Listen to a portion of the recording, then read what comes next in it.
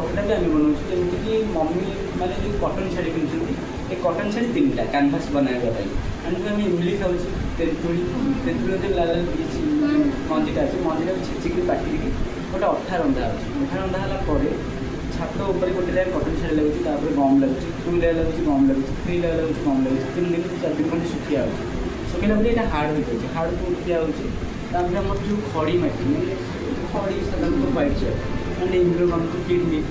mix ହେଉଛି ତାପରେ ଆଗପଟେ ପଛପଟେ ଲଗେଇବା